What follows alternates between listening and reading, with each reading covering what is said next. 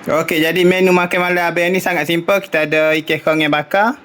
Kemudian kita ada nasi putih, telur dadah, kacang botol dan budu cak ketereh. Budu cak ketereh.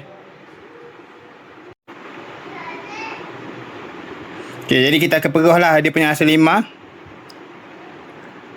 Okey, kemudian nak suruh pedas sikit, lada ni kita patah dua. Lepas tu kita pecik.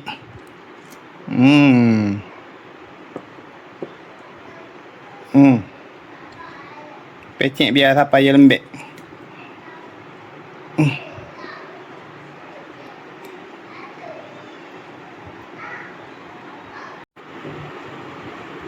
Lepas tu kita cobek ikan sikit. Panas, ya Allah. Cobek sikit. Celup. Nasi.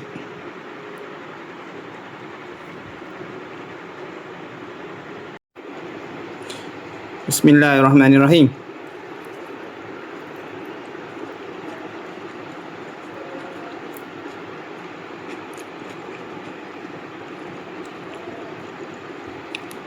Kacang botol celup budu.